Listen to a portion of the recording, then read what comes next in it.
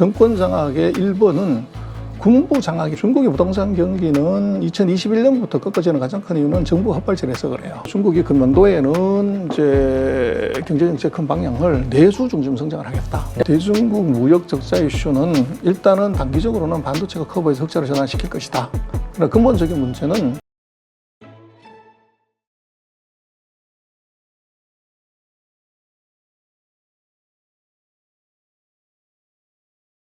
안녕하세요. 8.15 가족 여러분, IPK투자증권의 박근영 부장입니다. 중국의 시진핑 주석, 이제 나이가 들기도 하고 앞으로의 중국 내에서도 어떻게 다음 서열에 대한 부분들에 대해서 상당히 복잡해지는 구간으로 들어갈 수도 있습니다.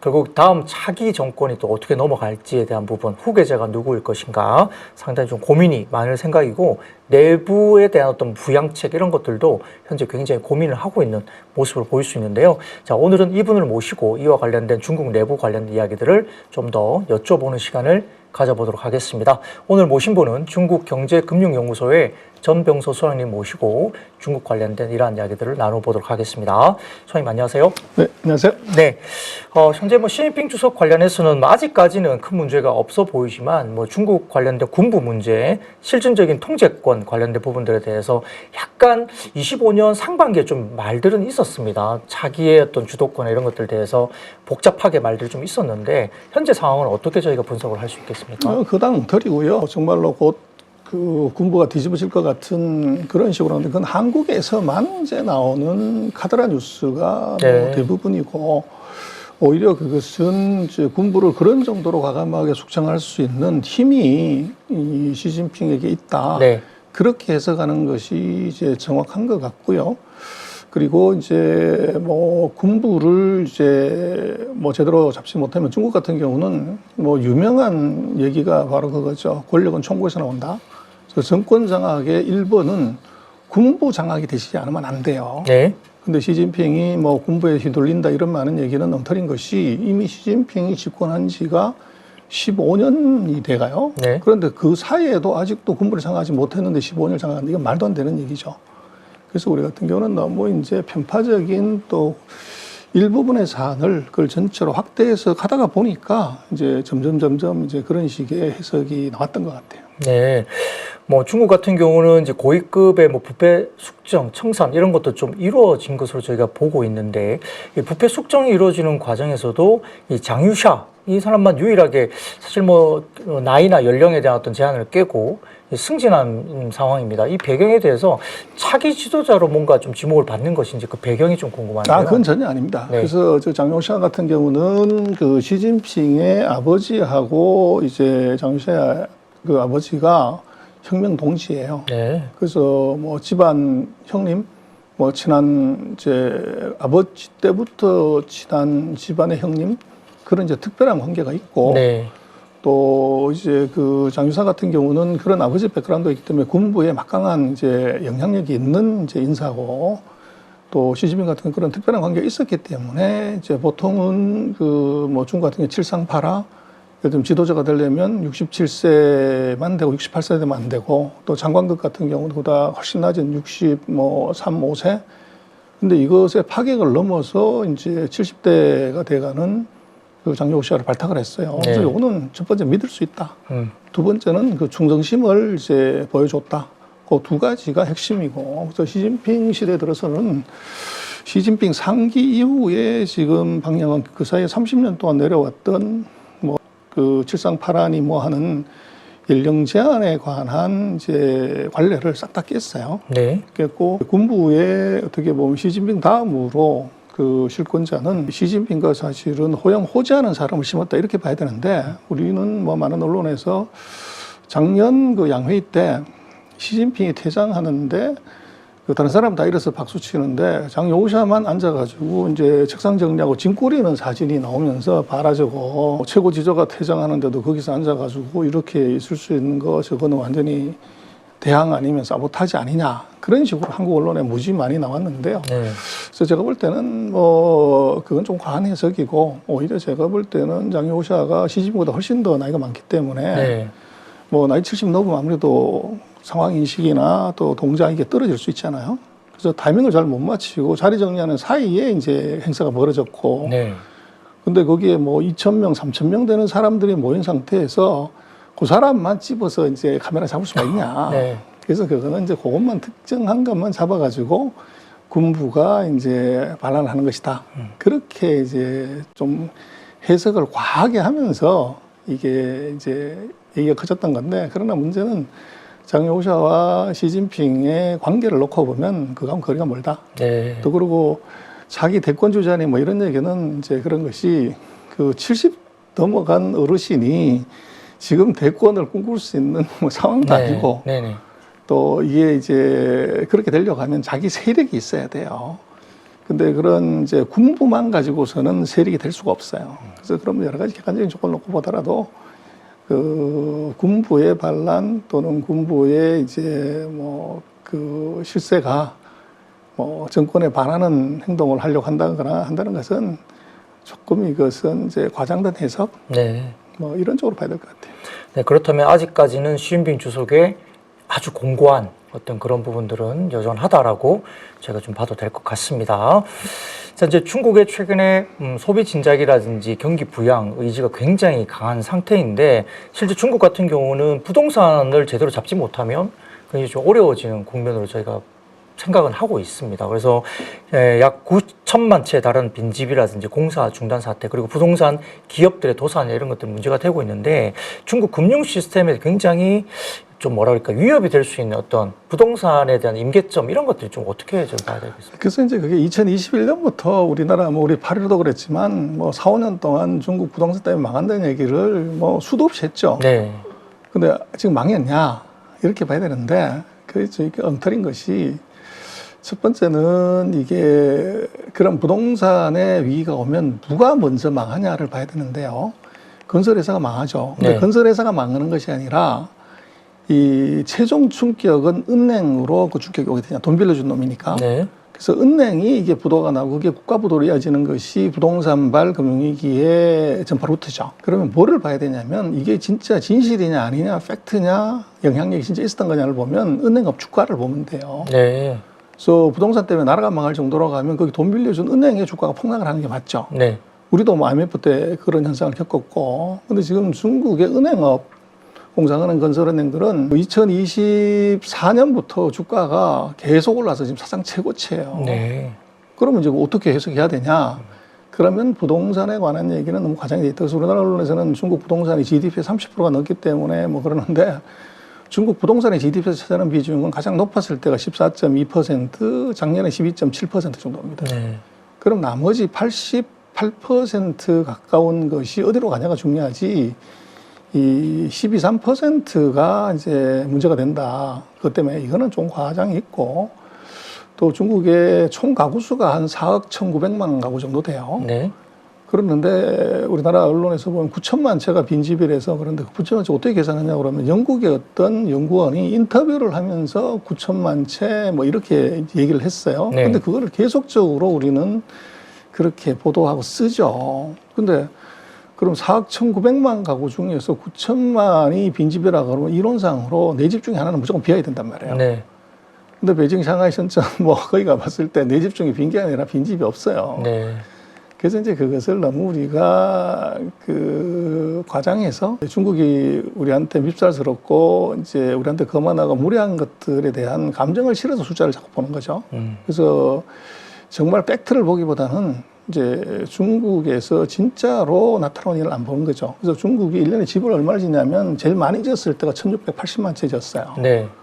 근데 그게 9천만 채라고 그러면 뭐 5년 동안 집이 한 채도 안 팔려야 되는 거거든요. 그래서 그건 좀 과장이 있고, 지금 중국의 부동산 경기는 2021년부터 꺾어지는 가장 큰 이유는 정부가 헛발질을 해서 그래요. 네. 정부가 통상 이제 과열이 오면 규제를 하면 1년 반 정도 규제를 하고 푸는 것이 지금까지 관리였는데, 이걸 내리 4년 동안 해버렸거든요. 네. 그러다 보니까 완전히 이제 그 부동산에 대한 의욕을 사람들이 잊어버린 거죠.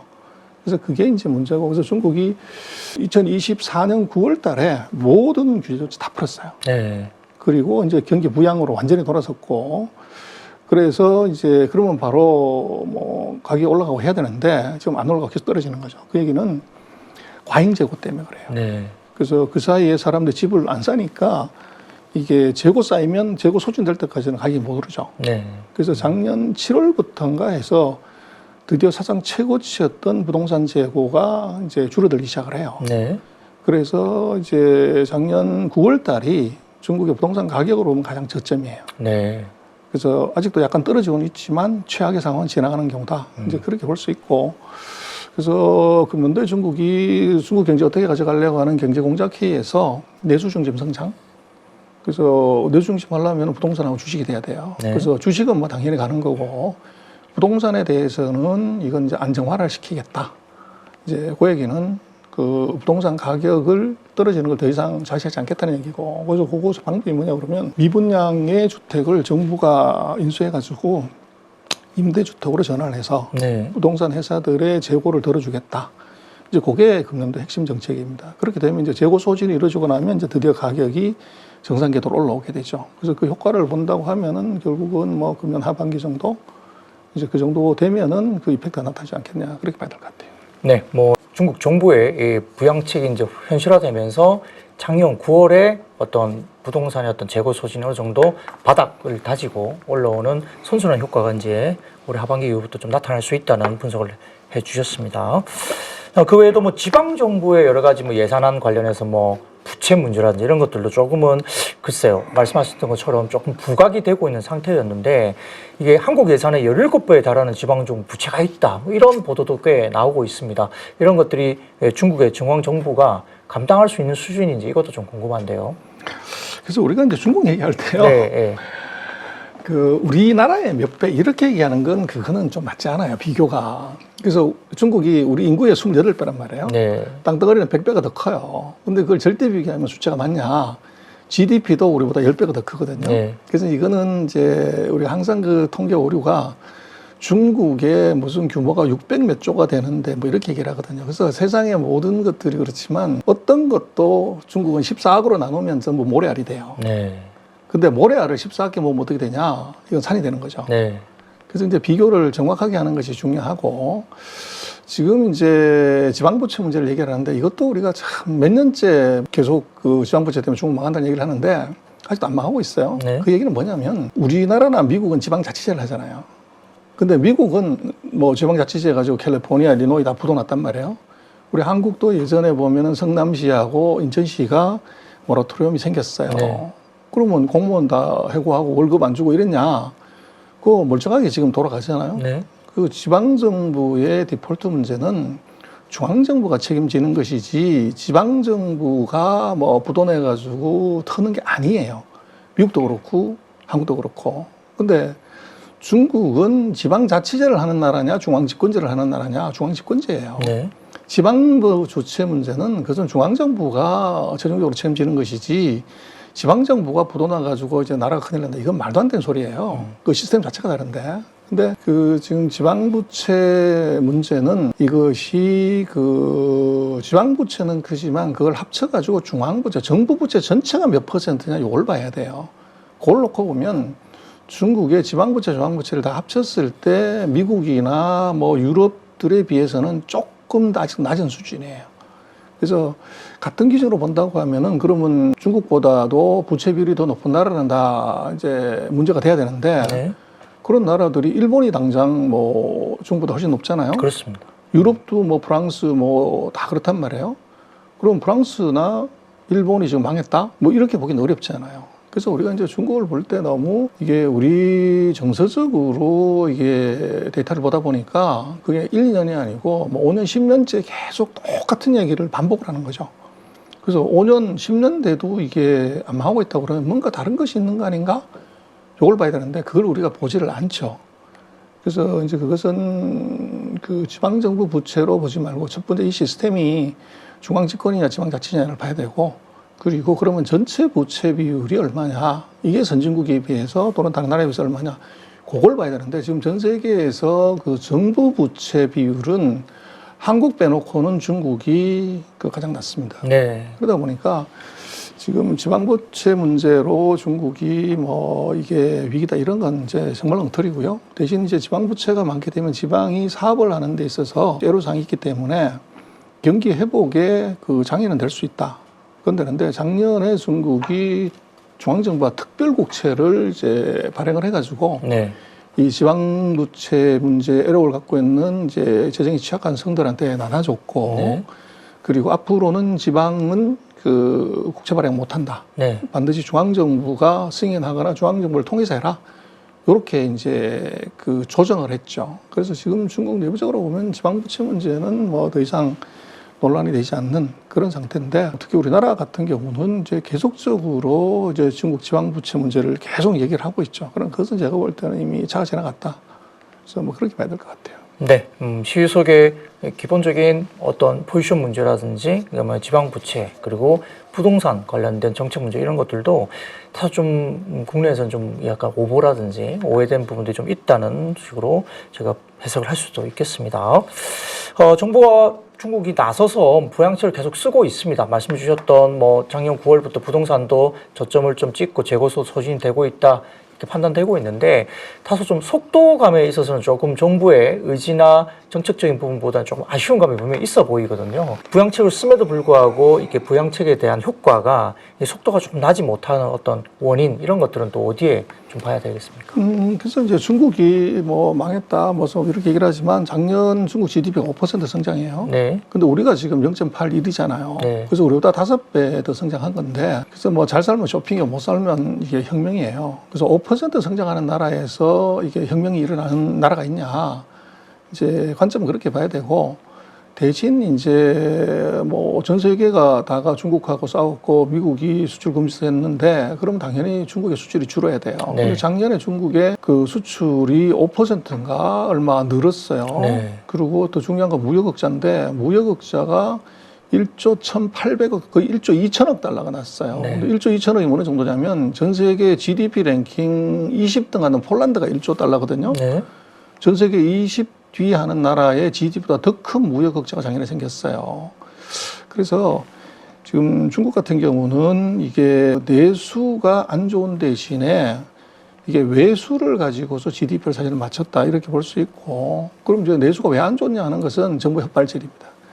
그래서 첫 번째는 이게 부동산 규제 이제 엉뚱하게 해가지고 이제 말아먹었고, 두 번째가 이제 중국이 2021년에 공동부유론을 들고 나오면서 이게 공동부유의 그 저해 요인이다 이렇게 본 것이 바로 플랫폼 기업이에요. 플랫폼 기업은 이론상 그것은 무조건 이제 자연 독점이 생기죠.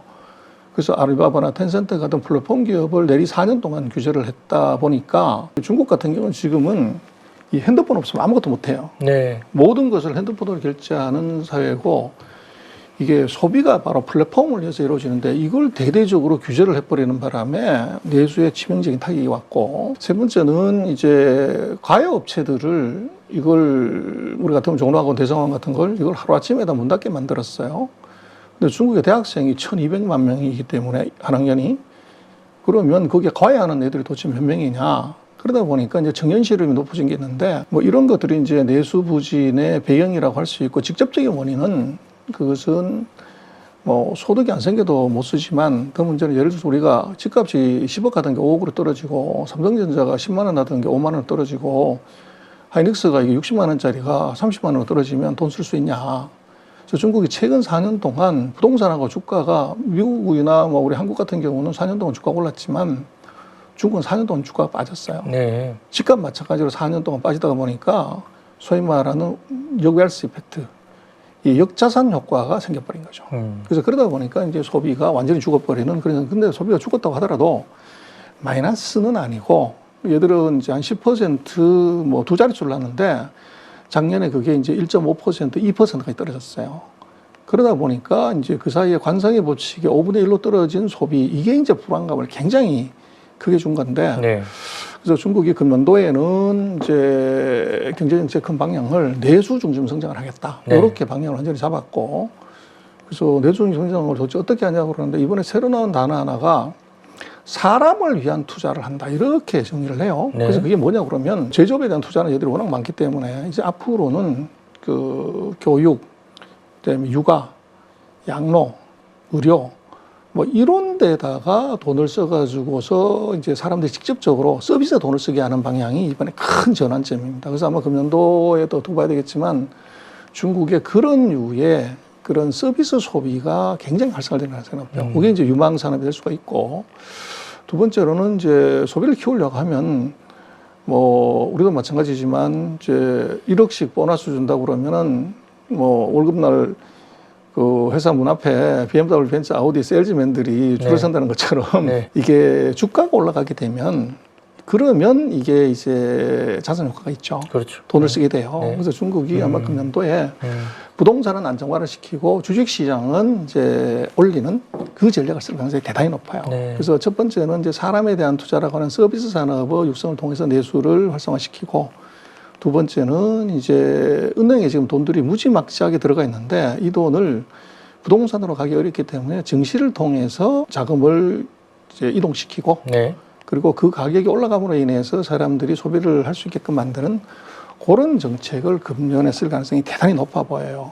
그래서 뭐 중국 같은 경우는 연초부터 보면 뭐 AI 칩 회사들 이런 회사들이 대거 성장하고 있고 반도체도 대거 성장하는데, 그래서 뭐 투자를 하려고 그러면 좋은 회사가 있어야 되잖아요. 그래서 이제 중국이 미국하고 맞짱을 뜨는 이제 AI에 거기 하드웨어 인프라 회사들을 대거 투입하면서 성장성이 무지 높은, 그래서 한국의 주식회사들도 많이 보는 캠브리콘 같은, 캠브리콘보다도 더 잘하는 회사들이 금년에 대거 성장을 해요. 그러면 이제 돈들이 그쪽으로 몰리게 돼 있고 거기서 수익이 나면 이제 유통시장으로 다시 들어가게 되는 이제 그런 메커니즘이 이번에 나올 것 같아요. 네, 말씀 주셨던 것 가운데 사람에게 투자한다는 컨셉을 간다는 게 아주 와닿은데요. 저희가 뭐 중국의 청년들 이야기를 좀 하다 보니까 뭐 일하기가 좀 어려워지고 취업도 좀 힘들어지고 소비가 굉장히 약화돼 있다 말씀을 주셨는데, 저희가 뭐 바이란 현상이라고 해서 이 젊은 청년들이 취업을 잘 못하게 되고 소비 노력도 굉장히 어렵게 되는 굉장히 그런 상황으로 저희가 표현이 되고 있습니다만, 자, 이런 것들이 중국의 제조 경쟁력을 좀 떨어뜨리는 그런 이유로도 이야기되고 있는데, 이게 좀 극복이 되는 방향으로 봐도 되겠습니까? 글쎄 뭐 1년에 1,200만 명 졸업하는데요. 그 실업률 한 15%, 20% 이렇게 보면 한 240만 명 정도가 이제 실업인데, 그래서 그게 사회적으로 문제가 되긴 돼요. 그러나 이게 중국 같은 경우도 이제 대도시 같은 경우에 베이징, 샹하이는 인당 소득이 3만 달러예요. 우리하고 똑같아도. 그리고 이제 중국 같은 경우는 왜 실업률이 높은데도 뭐 크게 사회 문제가 안 되냐 하는 것은 가족 구조 특성에서 한번 보면, 우리도 그렇지만 지금 취업 사정 안 좋아가지고 대학 졸업하고 집에서 노는 사람들이 많단 말이에요. 그렇다고 해서 그 사람들이 돈을 안 쓰냐? 그건 아니에요. 그래서 그 밖에 나가서 저녁에 뭐 먹고 마시고 할 때 이 돈 누구 돈을 쓰면 카드를 쓰잖아요. 그래서 그건 엄마 카드, 아빠 카드, 할아버지 카드, 할머니 카드를 쓰는 건데, 중국은 40년 동안 애기를 한 명밖에 안 낳았어요. 그러다 보니까 우리보다도 훨씬 더 이게 자본 집약적으로 이게 그 애를 키웠고, 그 사람들 입장에서는 이제 중국 같은 경우는 이 한 사람의 젊은이, 그 외동이기 때문에 거기에 6명의 어른의 카드가 있는 거죠. 할아버지, 할머니, 외할아버지, 할머니, 엄마, 아빠. 그래서 그걸 쓰면은 뭐 되는 거죠. 일을 안 해도. 그래서 지금 이제 중국이 청년 실업률이 높은데도 이게 큰 사회 문제가 되지 않는 이유는 이제 그런 이유가 하나 있고, 또 그리고 이제 청년 실업률이 그 중국보다 높은 나라가 제가 OECD 자료를 봤더니만 거의 뭐 10개 나라 이상이 그 중국보다 청년 실업률이 높아요. 인도, 프랑스, 벨기에, 브라질, 핀란드, 콜롬비아, 룩셈부르크, 포르투갈, 이탈리, 칠레, 스웨덴, 그리스, 스페인 다 중국보다 청년 실업률이 높습니다. 그래서 중국의 청년 실업률에 대해서는 중국의 청년의 비중이 전체 노동 인구의 한 18% 정도 돼요. 그래서 나머지 80%는 이제 실업률이 한 3%밖에 안 되거든요.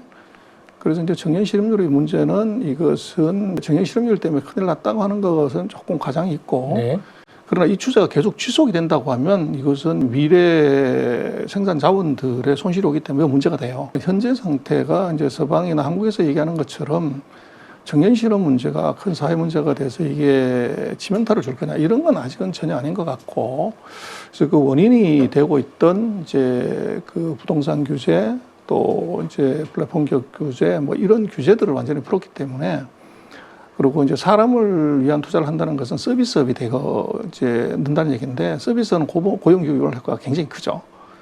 그래서 아마 금년도에도 숫자를 봐야 되겠지만 아마 금년 내년에 중국의 청년 실업률의 숫자들은 이제 굉장히 낮아질 수 있는 가능성이 있어 보입니다. 네, 알겠습니다. 자, 이제 마지막으로 보면 저희가 한국이 대중무역 적자가 계속적으로 좀 증가하는 부분에 대해서 좀 우려를 많이 하고 있습니다. 이걸 좀 풀어나갈 수 있는 솔루션이 뭘지 마지막으로 좀 부탁드리겠습니다. 근데 뭐 우리가 지금 중국보다 뭘 잘하냐를 봐야 되는데요. 네. 우리가 지금 반도체가 축구 빼놓고 중국보다 잘하는 게 없어요. 그러다 보니까 이제 무역 적자는 나는 것이고, 그러나 제가 볼 때는 금년에는 무역 흑자로 돌아설 가능성이 커 보여요. 네. 그래서 우리가 전체 반도체 수출에 그 홍콩까지 포함하면 거의 절반 가까이가 중국으로 들어가거든요. 근데 뭐 우리가 7월달 이후에 반도체 가격이 5배가 높아졌잖아요. 네. 그러면 우리가 중국으로 가는 반도체 익스포저가 아마 중국으로 가는 수출의 거의 한 30% 가까이 될 건데, 거기서 가격이 5배가 더 뛰었다고 생각을 하면 무역이 흑자로 돌아설 가능성이 있어 보여요. 네. 근데 그것은 이제 사실은 특수라고 봐야지, 이제 반도체를 제외하면 다 적자죠. 네. 그래서 그 위험은 있고, 그리고 이제 우리로 봐서는 이제 큰 문제는 그 중국하고 미국의 전략을 봐야 되고, 최근 30년 동안 우리는 미국의 최종재를 팔았고, 우리나라 수출의 대중 수출의 비중을 보면 92%가 자본재하고 중간재예요. 근데 문제는 자본재와 중간재를 중국이 국산을 해버리니까 우리 쓸 자리가 없어진 거죠. 네. 근데 지금 큰 패러다임 시프트가 지금 미국이 메이드 인 USA를 하겠다는 거예요. 네. 그래서 미국이 제조업으로 돌아서고 중국은 이제는 소비 중심 성장 국가로 가겠다는 거예요. 그러면 우리한테 지금 이제 받는 충격은 지금까지 왔던 우리 수출 구조를 바꿔야 돼요. 중국으로는 소비재로 바꿔야 되고 미국으로는 생산재, 중간재를 파는 걸로 바꿔야 되는 문제가 네. 생겨요. 근데 이게 지금 우리가 적응이 안 되는 거죠. 그리고 인당소득 9만 달러의 나라에서 제조업을 우리가 갖고 가갖고 이게 생산이 있을 수 있냐. 그리고 이제 중국은 지금 보면 중국이 14억에 가르는 사람들이 뭐 소비할 그 여력이 있겠어 그러는데, 전 세계에서 벤츠를 누가 제일 많이 사냐. 2024년 데이터를 보면 전 세계 벤츠의 34%를 중국이 사고 16%를 미국이 사고 10%를 독일이 삽니다. 네. 전 세계에서 벤츠를 제일 많이 사고, 에로샤 이거 누가 제일 많이 사냐. 이게 중국이 전 세계 에로샤의 32%로 1등이에요. 그러니까 중국의 소비력이 지금 뭐 세계 최강을 이제 가고, 전기차 누가 제일 많이 사냐? 중국 1등. 노트북, 핸드폰 다 그렇게 돼 있거든요. 근데 문제는 우리가 이제 거기에 팔려고 하면 지금 중간재가 아니라 소비재를 갖고 들어가야 되는데, 소비재 브랜드가 우리가 있어야 돼요. 네. 그래서 우리나라의 화장품들이 뭐 초기에 그렇게 팔리다가 중국에서 요즘 잘 안 된단 말이에요.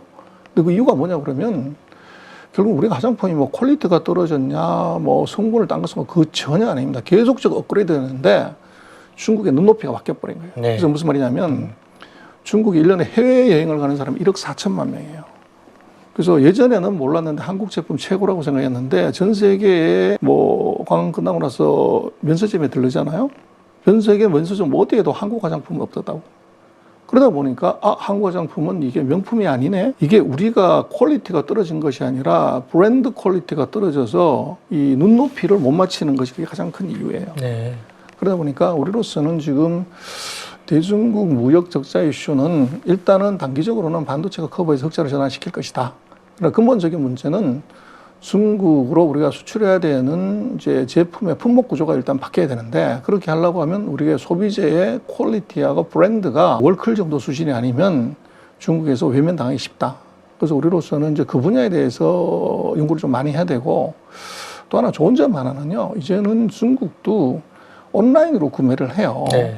그래서 우리가 뭐 K-팝, K-프로덕트의 이제 인기가 굉장히 높아졌기 때문에, 이런 중국에 가가지고 매장을 200개 낸다, 300개 낸다, 그런 거는 의미가 없어요. 그건 망하는 지름길인데, 이제는 고정비를 들이지 않고서 온라인으로 마케팅할 수 있는 이제 이게 도구가 새로 들어온 거죠. 그래서 중국이 전 세계에도 그렇게 팔지만, 역으로 전 세계에 경쟁력 있는 제품이 중국에 예면 테무나 알리나 알리바바나 이 플랫폼에 올라가가지고 거기서 클릭수 1억을 받으면 뭐 엄청난 비용을 절감하면서 대량 매출이 나올 수 있는 이제 구조가 지금 만들어졌어요. 그래서 네. 중국의 그런 플랫폼 산업에 우리가 지금 어떻게 진입할 거냐.